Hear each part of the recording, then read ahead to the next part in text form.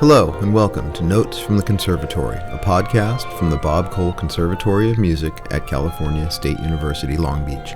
This podcast is a chronicle of conversations and interviews with our faculty, students, and guest artists.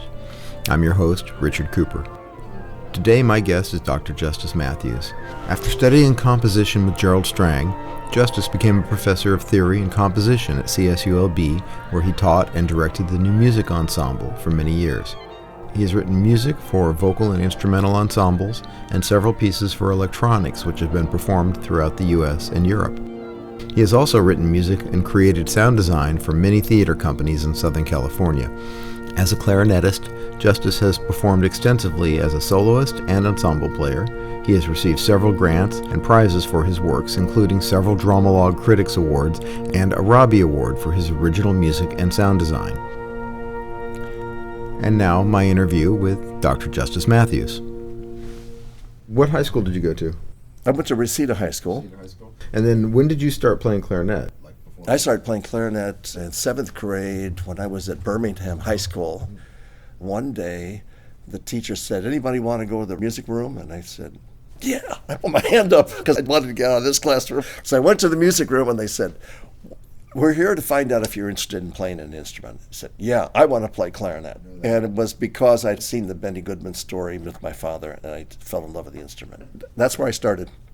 And then my father started giving me lessons and because it was the San Fernando Valley, that's where all the studio musicians were. And that's where everything was happening. So if you were around people, you got to know all the names of everybody. Pretty soon you were playing also saxophone and you were also playing something else. I played oboe because I wanted to be a doubler because I heard that studio musicians would make lots of money. So then I got mixed up with the big band world and eventually went on the road once with Mathis, and then that was it. I just didn't want to go. Mathis? Johnny Mathis? Yeah, Johnny Mathis, and then the next one was Stan Getz, yeah. It was 2 weeks later, John Gross says to me, "You want to go on the road with Getz?" And I said, "Oh, I know where this is going to go. I'm going to wind up never going to the university." I just kind of gave that whole thing up. When you graduated high school, you went into college as a music major? Yeah, I was also a music major in high school because at that time they had choice between majoring or college prep or auto shop. They had this thing called Carnegie units, and you had to have A's and B's and 26 Carnegie units. I had no idea what that was, but I had it. Once that happened, then you just sort of floated into college. Let's start at the beginning. Give me your musical history before you got here. I started at Cal State Northridge, which at that time was called San Fernando Valley State College. That was in 1962. The reason why I went there was because a member of the family had gone to Juilliard, and she came back and chatted with my father about the fact that I should really go to Cal State Northridge because they had an excellent faculty, and the emphasis was specifically on getting into a class with Sindelar Strang. My father knew nothing at all about him, but she said that he was a superb person, that he had worked with Schoenberg, talked a lot about the things that he had done, particularly his background in the musical acoustics and also in the aerospace industry during World War II. So I knew that he was a scientist and a brilliant mind. So I walked into Cal State Northridge in 1962 as a freshman, sat in a classroom for Harmony 1. And there were far too many students, and far too many meant that there were about 30. So a man came in the room who had a crew cut, older man, and he said, "We're going to split right down here. Everybody on the right-hand side, follow me. The left-hand side, stay here." The left-hand side stayed with Leonard Berkowitz, who was a student of Paul Hindemith. And I went with this man who had the short hair across the hall to a different room, and his name was Sindelar Strang, and we didn't know that. What happened was he started talking about how he teaches, and the student said, "By the way, who are you?" And he said, "Oh," and he wrote his name, I remember, in cursive, Sindelar Strang. I quickly learned that he was an assistant to Schoenberg at UCLA, largely because he could speak German. And Schoenberg's English was awful, and so he did a lot of translating. He told me some extraordinary stories. One of them, Schoenberg had an encyclopedic knowledge of music, said he wanted to talk about form in music, and he remembered that An example of this came in a Beethoven's piano sonata. I don't remember now which one it was. So he said, how many students in here play piano? So about 3 or 4 hands went up, and he picked somebody. Come up here, please, and sit down at the piano for me while I chat a little bit, but I want you to play some examples for me from measures 53 through 67 of the third movement of Opus 111. The student said, where's the music? And he said, you call yourself a pianist and you don't have all of the 32 piano sonatas of Beethoven memorized? Get up and go back to your seat. Schoenberg at that point wrote on the board all the music that he was talking about for the example. So he wrote it all out, and then he sat down at the piano and played it while he was at the same time talking to the analysis. There were many, many examples that were like that of Schoenberg's incredible knowledge of music. During that first semester, Strang said to me, I want to show you something, which I just got. He was very happy with it, and it was supposed to be a very impressive thing. And I couldn't quite understand why it was so big, but he got this letter which invited him to compose music at Bell Telephone Laboratories. Man, I didn't know anything about what this was about, but this was the center of the beginning of computer music. And he went there and he did the first computer music piece as an artwork, not as one of these things that Max Matthews was doing, which were more experimental things. I think it was a piece called Composition or something like that. He then came back in the fall of '63, and I was taking Harmony 3 and also Counterpoint with De La Vega. And Strang said, we're doing a big concert of contemporary music. There are things like Atmosphere with Rosbaud, with the Donau Eschingen performance. There were 2 rooms at Northridge. One of them is the choral room and one's the so-called band room. And you could walk between the 2 very easily, but Strang was very impressed. He says, there's 90 dB of isolation between these 2 rooms, so we can record in this room. He did that kind of thing at the school. And he was always talking about acoustics. And when he got into the whole subject of harmony, he would talk about strings and how they vibrate. And he would say to a student, you get over there with this rope and I'll be over here and let's swing the thing. He says, this is how strings move. He was an extraordinary teacher. Northridge was a building which was acoustically designed by Strang. He decided that he wanted something which was absolutely cutting edge for the time. The building, I think, went up in '61, and in '61 I went over and actually looked at it when it was still being constructed inside. In summer '62, they had this thing, a summer institute for high school students to get used to what it might be like at college. And I said, why not? I'll just do it. It wasn't just band. We also had a thing in chamber music, and we also had a thing in harmony. So it took the whole entire day. It started with harmony in the morning, and then later on we played. And then we had chamber music in the afternoon, that sort of thing. They went home. And that went on for about 3 weeks, and it was absolutely fabulous. But what you did was you got a sense of what Cal State Northridge was like. These classrooms, history, theory, 5 of the practice rooms were outfitted with a connection to what was called a master control room, which was upstairs. And so when you wanted to record something from your practice room, if you play your clarinet or something like, see what it sounds like, you say, could you record me? And they'd say, yeah. And they push the button, you'd play it, and then they would play it back to you. So you get an idea what's going on. He wanted this kind of thing. And those rooms were all non-parallel walls. They were very strange. They looked like they were just boxes, but if you measured them, there was a slight difference from one wall to another wall. And classrooms all had behind them this long oblong glass. And I said, what was behind there? So one day, Strang opened up the doors and walked inside. It was like a recording studio. Tape recorders, mixer panel, the whole thing. And he says, here, you see, if you look inside the room, there's microphone outlets. Also, the walls had these sliding panels, and you could move them, and suddenly you had cork, or you could move it over to there, and it was very hard plastic. So you could get all kinds of different acoustical things. Every classroom was designed this way. The speakers were these huge voice of the theater speakers, which meant you could get a lot of sound, but you didn't have to turn up loud. And it felt like you're in a movie theater. The thing I could say about Jerry Strang is that he had an enormous interest in the quality of education and music. But I can tell you one story that I remember him talking about that I decided that this is how I'm going to remember teaching.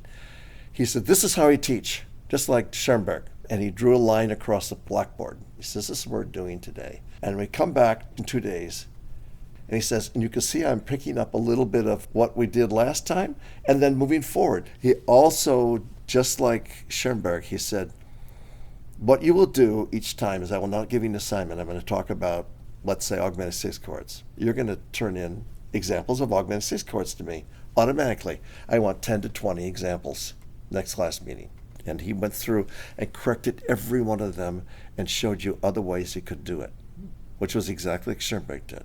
This is all this writing in red ink, but it was very, very clear exactly how it should be done. And I stayed there for 6 years, got a BA and an MA, and then I went to Buffalo. Oh. Yeah. I didn't go to Buffalo right away. I went to UCLA, but the experience was not very good. So I was desperately trying to get out. So I got the letter one day saying, yeah, we'll take you to Buffalo. And I said, bye UCLA, and I'm out of here. When I was at Buffalo, I applied to a lot of schools, and most of them, they didn't want to even interview anybody. But I suddenly got this call from Jerry Daniel, who was the chairman of the department at the time. And I think what helped me a lot was Strang, more than anything, because I had done very well Strang as a student, and he liked the idea that I had gone on to Buffalo, particularly because my association there was with Hiller, and Hiller was involved in a lot of technology and a lot of mathematics and so forth. And so Strang's feeling was this was a good thing for Long Beach to have somebody like this around. Strang had just left. I wrote letters to him saying that I wanted to apply to school, and he wrote back to me saying, good to hear from you, and I'm no longer at Long Beach. In 1975, Strang gave all his stuff, his library, to the music department. And we did a big performance of a bunch of his music. At the time, Mitch Berman, who was a grad student here, was writing his thesis on the life of Strang. I found out that they were doing this concert, that Mitch was the person behind it. He came to me and said, Strang's got this solo clarinet piece. So I looked at it and I saw the date on it. I think it's around 1922 or something like that. This is a sonatina. I said, I want to do it. I hadn't played clarinet in 8 years, and it was like hell. Practicing. But I got myself back and I played the piece. It's a 3-movement piece. Tell me about your experience here at Cal State Long Beach. I remember certain faculty members, Claire Rayner, that he was doing this Southern California music series. He was taking his grad students and saying, such and such a person who lives in Hollywood played a lot of music of Schoenberg's. What you should do is you should go interview these people, so the students would do that. That stuff's got to be sitting around here. I never knew what happened to it, but I knew that Claire Rayner had kept all of it. Another one was Ron Sindelar, who Strang had hired. He came from Stanford, was an excellent pianist. But the things which I particularly really remember which are quite different from now, when I count out the fact that there were 5 full-time theory faculty members and there were 3 or 4 people who were doing part-time.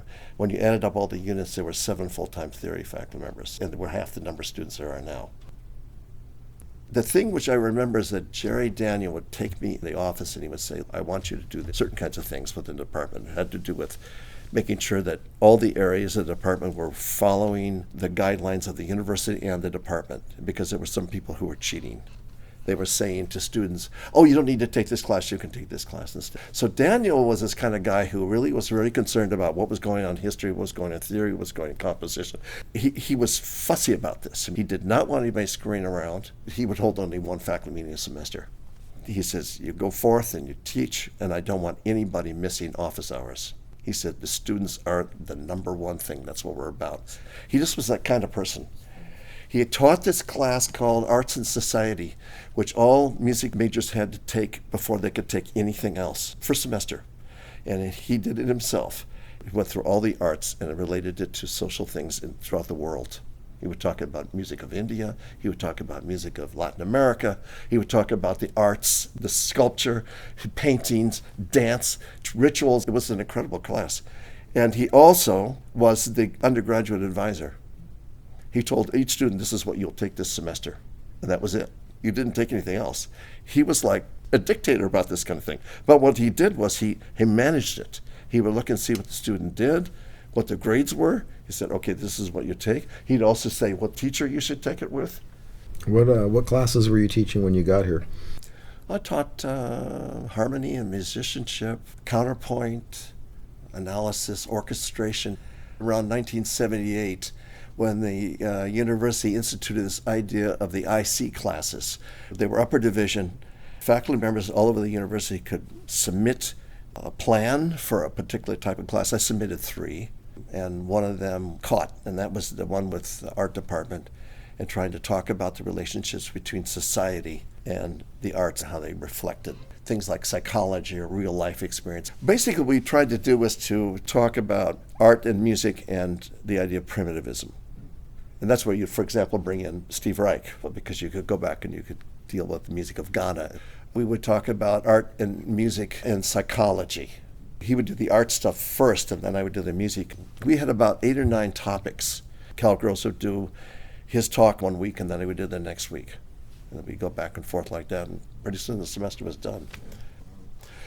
In my first summer, after my first year here, this was the summer of 1972, we invented a class with dance, music, theater, and art.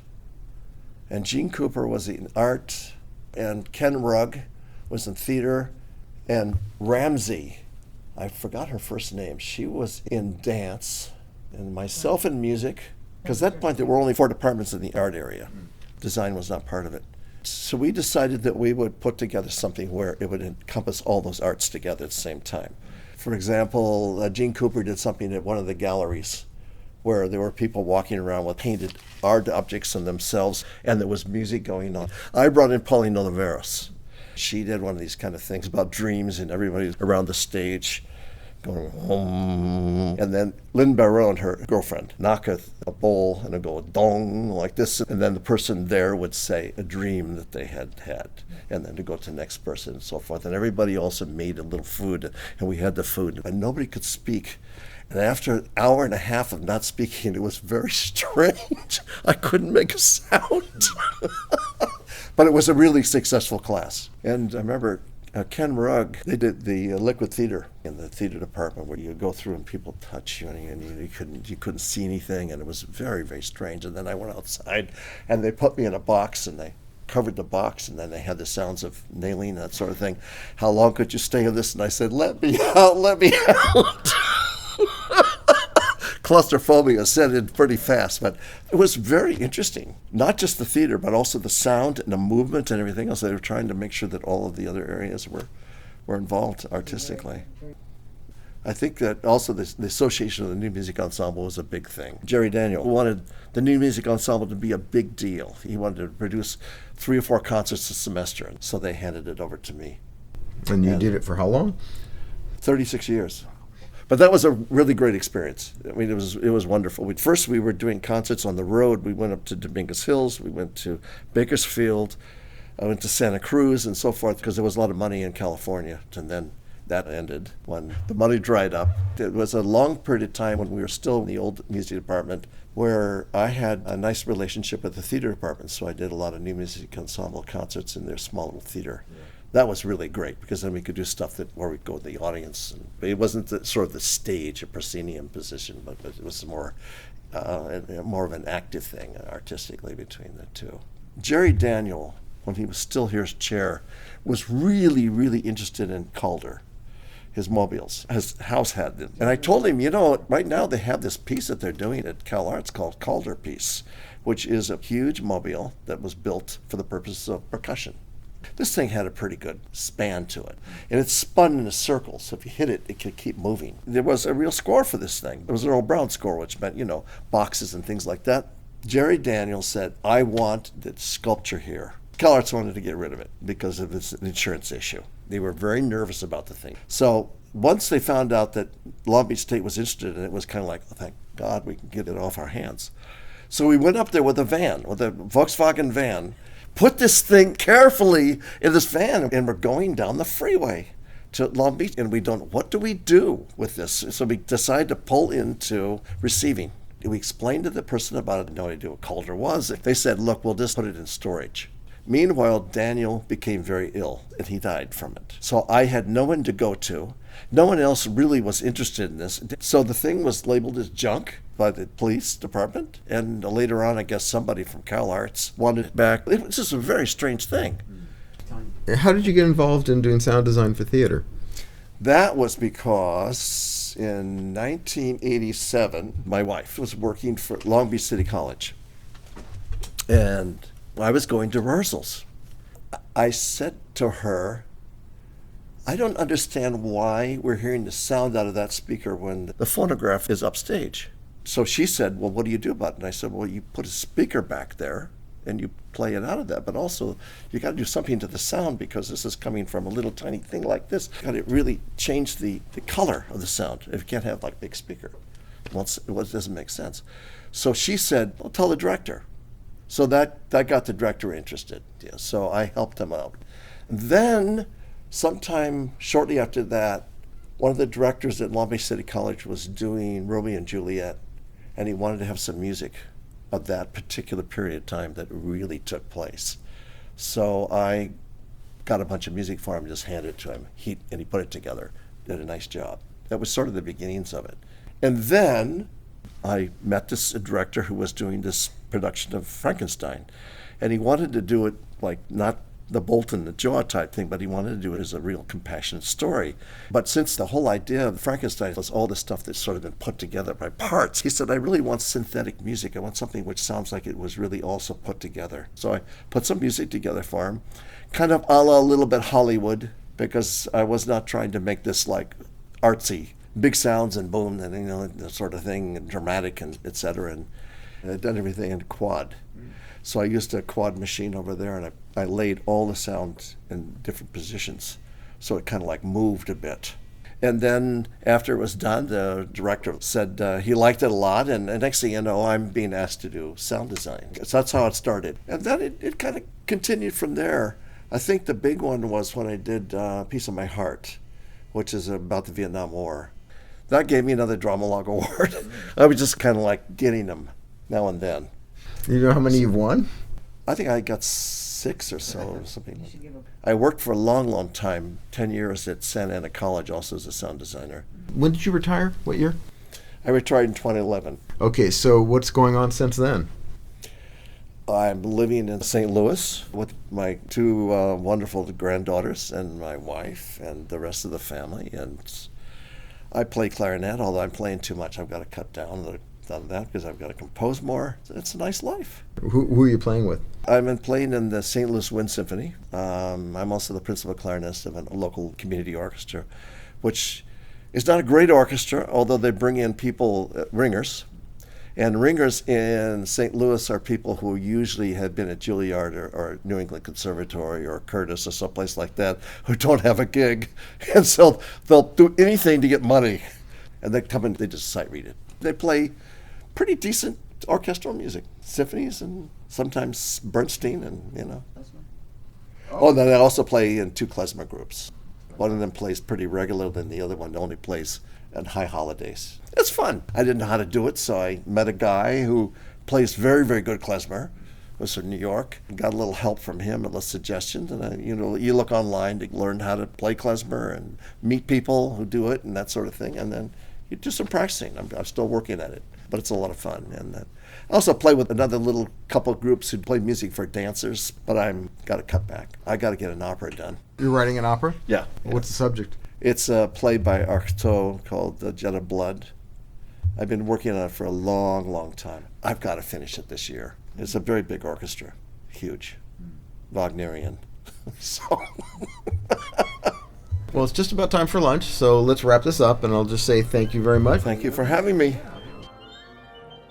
This has been Notes from the Conservatory from the Bob Cole Conservatory of Music at California State University, Long Beach. Thanks for listening.